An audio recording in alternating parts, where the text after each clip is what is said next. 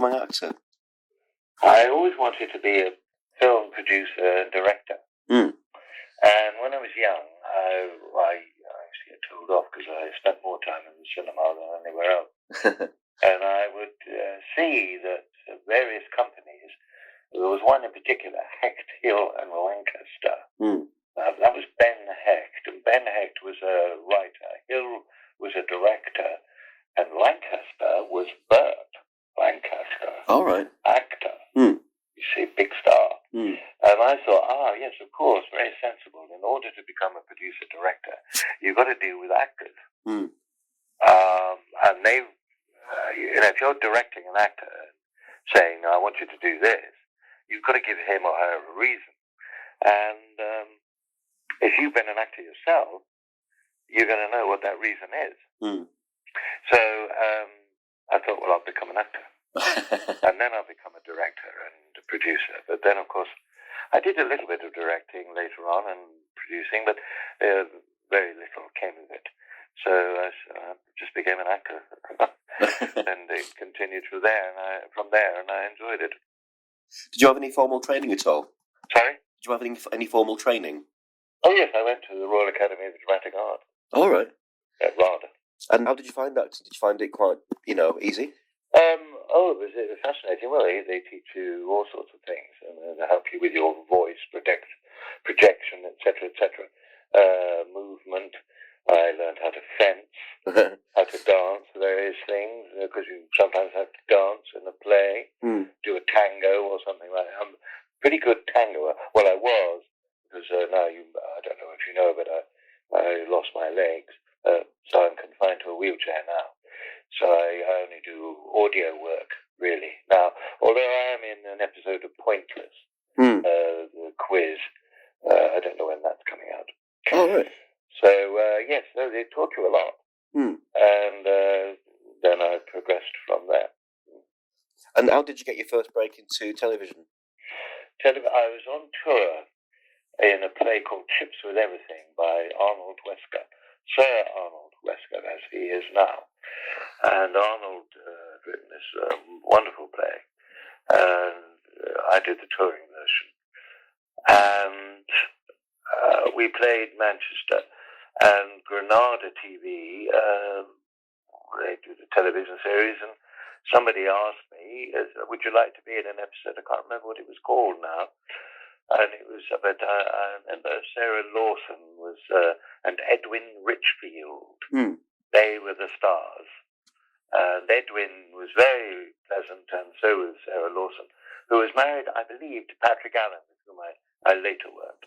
But anyway, they asked me to do it, but a small part, and I got paid £100, which in 1962-63 was a lot of money. And so, of course, I did it.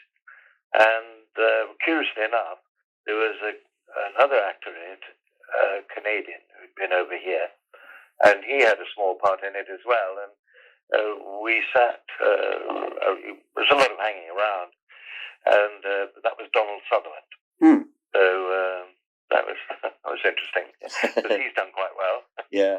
You've been in quite a lot of TV shows, haven't you, like Emergency? Well, Emergency Ward 10, that I got after I'd been in repertory theatre for a while. And I was seen and asked, it was in those days there were a lot of repertory theatres all around the country. And I knew actors, actresses who didn't do anything else. They went from a repertory company to repertory company throughout the year. So they would do, say, 3 months in York, and then they'd go off to Blackpool or over to Liverpool or down to Weston-super-Mare, or like I did, the Bristol Vic. I did 4 seasons there, and so on and so on. And you would undoubtedly be seen at some time or another by someone, and they would say, oh, well, how about doing this? And I would end up doing something. And obviously you had an agent, and they would, or an agency, and they would put you up for various things, and you'd either get them or you wouldn't. And back in the day, as we say now, I did quite a lot, yes.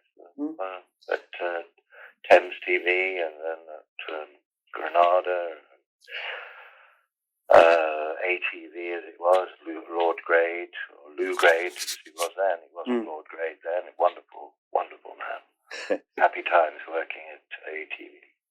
And the others, and the BBC, of course. Yeah. Because you were in an episode of The Saint as well, weren't you? I did an episode of The Saint with Roger, yes. How was that? I enjoyed that. I really enjoyed that, yeah. You were the sheriff in The Legend of Robin Hood as well? I was, yes. That was great fun. Yeah. I loved doing that. That was directed by a friend of mine, Eric Davison. And Eric was a documentary director and won a number of awards for documentary. And then they gave him a drama, and it was an episode of Z-Cars. Oh, God, I think it was several episodes.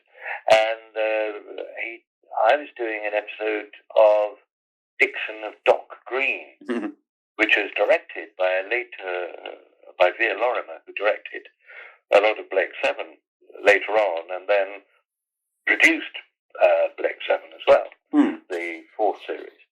Anyway, but Vere was directing the show. We were recording it, and Eric came into, or so he told me afterwards, into the box to speak to Vere, and Vere said, "Just a minute, I'm just doing this scene." And he watched the scene, saw me, thought, "Oh, I like him," and got me to do his Z-Cars for him, part in Z-Cars, which I did, and we became friends, and he said, "Would you like to do the Sheriff of Nottingham?" So I said, "Yeah, it'd be great." Yeah. So it's funny how it happens, how you get a role. Before you got the part of Avon, what did you think of the idea for Blake 7? How was it sold to you? I thought it was quite a good idea. Yeah. It was Terry Nation, with whom I became very good friends and part of the family, really. Still am, although Terry's gone, rest his soul. But he told me, he pitched it as Robin Hood or the Dirty Dozen in outer space. And that's all he said. So, and that's what it was. And but it had a twist. I've always maintained that Terry, and I may be wrong, but if you go back far enough, I don't think you'll find a hero who is such a nasty piece of work as Avon. The anti-hero, if you like. Can I pilot the Liberator indefinitely? With the help of the automatics, of course you can. I know that. Then why did you ask the question? I didn't. How long can I maintain myself? Is that a question? Yes. We have concentrated food for one person for 1,000 years. And our power is self-regenerating. Affirmative. Can you plot courses to keep out of the range of any known spaceship manned by the Federation? The battle and navigation computers can handle that perfectly adequately. I asked if you could. Of course, should it be necessary. Failing that, we are powerful enough to resist all but an attack by 3 Federation pursuit ships at once. Is that a question? No. If we go now, we can sail the universe for as long as we like in reasonable safety, provided we keep out of everybody's way and we do not do anything rash. No data available to answer the question.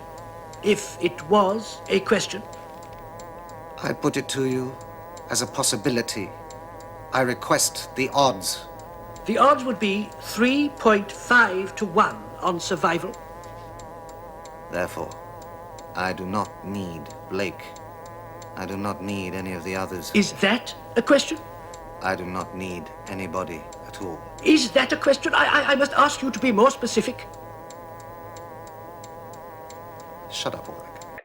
I think he pretty much created that sort of character. The bad guy who is still your hero. I remember a guest star turning around to me and said, "I've never ever been in a show," he said, "where the hero," he said, "is such a bastard." And which it is. Because we still do it. We still do Blake 7. I don't know if you've ever heard of a company called Big Finish. Yes. Yes, well, they do a lot of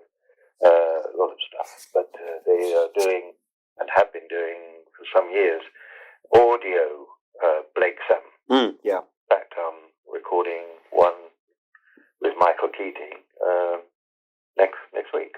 Oh, right. This coming week. Yeah.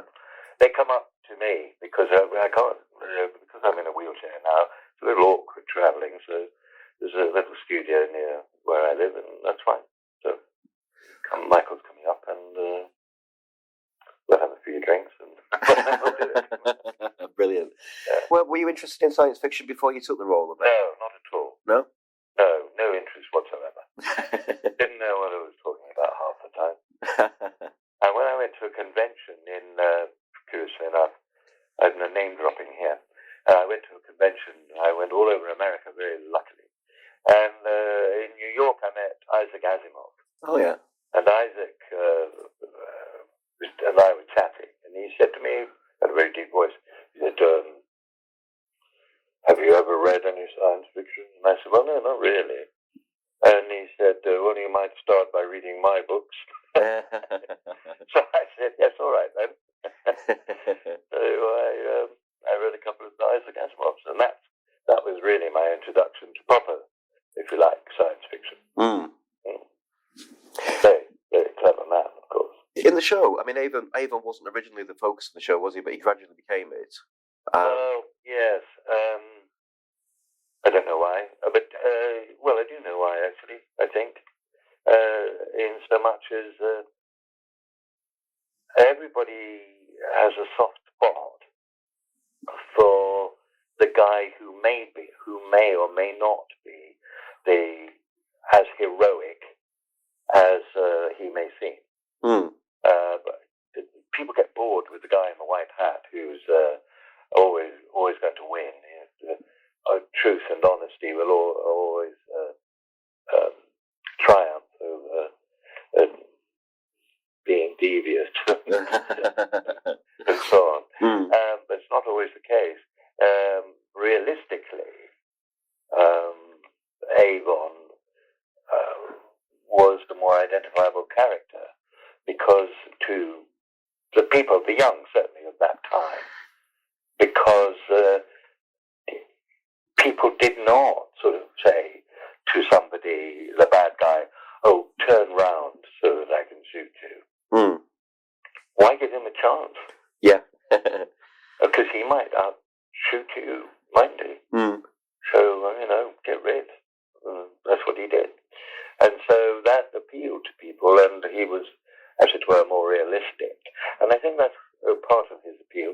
Was there any instances where you thought Avon was made to act in a way that was against the character? Oh, yes, many times. Yeah. Particularly after Gareth left. Because once you got into Series 3, I remember the very first episode of Series 3, there was a guy, and I had a fight with him. Very good stuntman. Also called Gareth, curiously enough, Gareth Mill. But Gareth made me look really good because I threw him over my shoulder. Well, what I didn't, I just put my shoulder there and he threw himself over it. It was great. They were wonderful stunt guys. Made me look terrific. Anyway, and he's then flattened on the floor. And then Josette Simon, who was a new character, she said to me, I'll kill him. And Avon said, no, leave him. Yeah. No, I said to the producer, he would never have said that. He would have said, yeah, sure, go ahead. And if you don't do it, I will. But the producer said, no, we want to soften him a bit. Yeah. So because he's now, as it were, the leader of the pack. So that happened. And again, later on, when Avon programs the new characters, Tarrant and Dana, into Zen, the computer on the spacecraft. I said he'd never do that. Never in a million years would he allow them to have a degree of control. Yeah. You wouldn't, would you? No. And I said he wouldn't. And again, the producer said, well, if you don't, we haven't got a series because there's no antagonism. So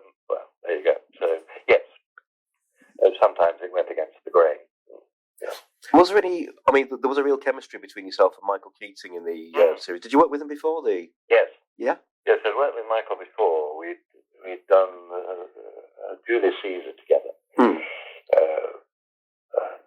We'd done that for a while, so I knew him well, and we got on well. And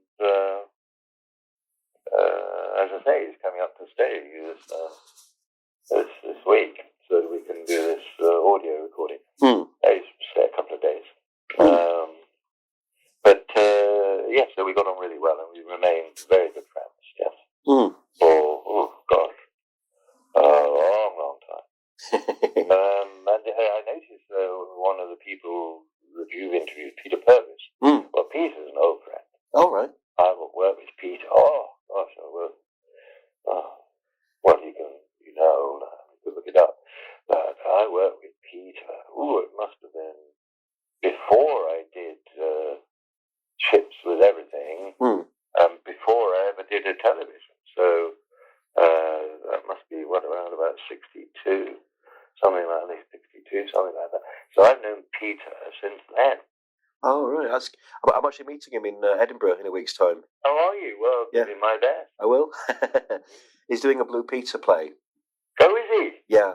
Oh, great. He's a good lad. The science fiction shows of the era were quite low budget. So did you have any problems with failing props or, that sort of thing? Well, some props. I used to be known as the breaker of guns because they were plastic. And I used to break them. So they made me one with an aluminium core so it wouldn't break. Right. And somebody nicked it. Did they? It's hilarious. But then when we got to the fourth season, we had proper handguns, which I like. Yeah. They make a noise. Bit of a whizzing sound. You get a bang. Yeah. You know what's happening. Well, the show was quite brave in that it seemed to have no qualms about killing off the major characters. No, it didn't. Well, that was Terry's idea to kill off a major character in the early stages, and it was Gan. Although he told me later on that they said, "Well, shall we kill off the Avon character?" He said, "No way." He wouldn't allow that. Yeah, that was his favourite. He admitted it afterwards. His favourite character, and he liked what I did with it. So, do you think that set it apart from the other series? The way that you could never tell where the plot was going.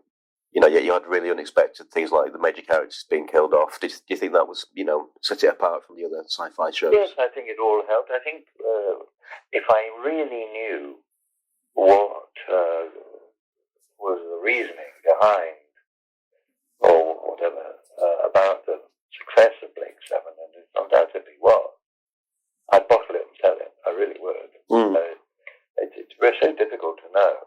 I think it's to do, with the chemistry of the characters and the actors who played them.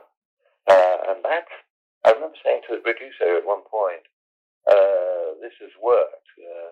It's a question of, was the casting calculated or just a bit of good luck? And he said, well, of course, it was my perfect casting. But in truth, he says a bit of both, really. He took a chance on somebody, and it worked. You had one character play a part which was a little different from that which they had played before in other things, and so on and so on. Do you think when the show was finally ended, do you think it had come to the end of its proper life, or do you think there was more scope? No, I thought it would do more. Yeah. Because in America, you did at the time 5 seasons. Like Star Trek says, their 5-year mission, etc. So that told you there were going to be 5 seasons. And I thought, well, if you want to sell a series in America, you need 5 seasons. Yeah. There'd be one more. But there wasn't. Oh, okay. Although Terry wanted to do a mini-series, which they were quite fashionable at the time. So you would do I think Inspector Morse talked to John Thor about it. That started off in that way, I think. So it was on a Monday, a Sunday, Monday, Tuesday. You get it now. It happens in 3 nights of the week, and then it's done. Or you get it, 3 Mondays in a row or whatever. Mini-series. So he wanted that, but that never happened, which is a pity, because he had some good ideas. There's been a lot of talk of reviving the series.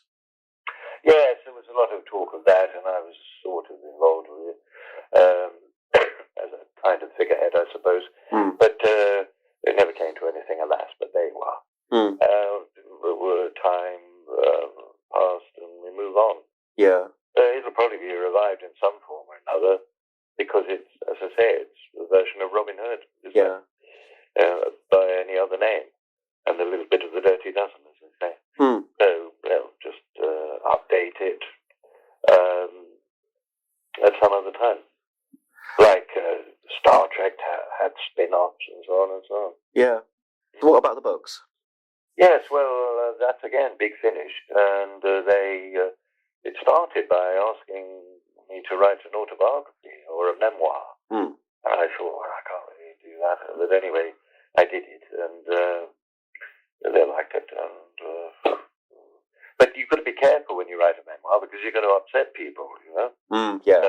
if you're not careful. So I couldn't be too specific about people.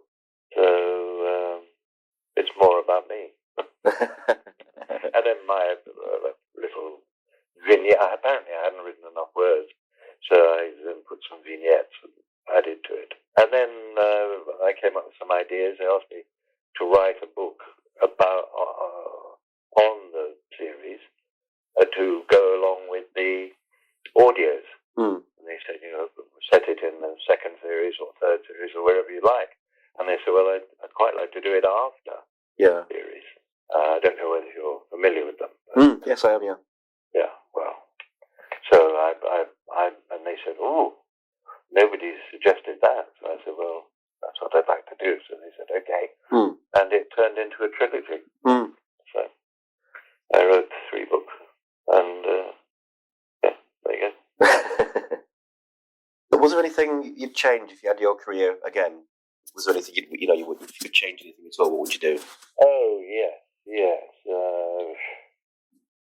Yes, there are an awful lot of things you would change, knowing what you know now. Yeah. I mean, I'd like to start my life all over again, knowing what I know now. Yeah.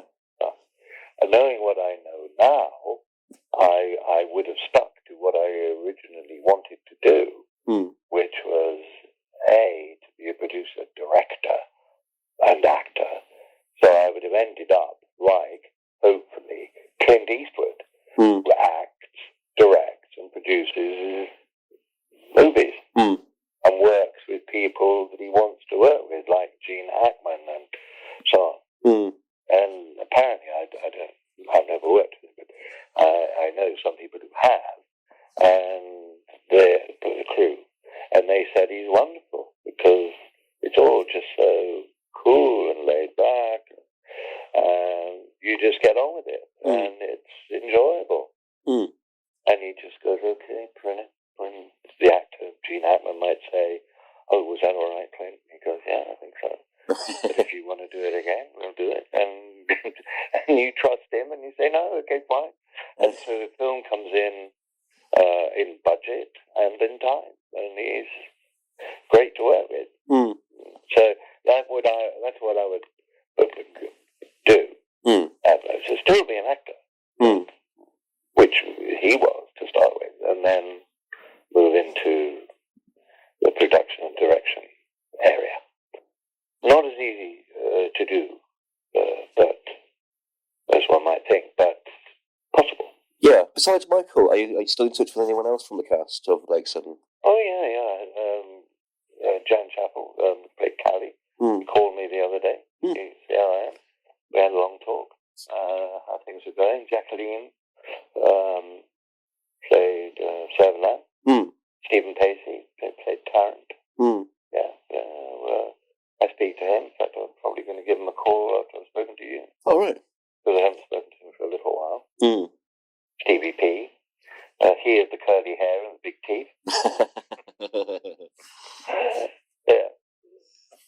it's been brilliant. Well, thank you so much. It's been a great pleasure talking to you. Thank you. I just could not resist being part of a book that includes Zippy. Well, very nice to speak to you. You take care, Paul. Thank you for so much. And you take care also, and thank you. Thank Bye-bye. you. Bye-bye.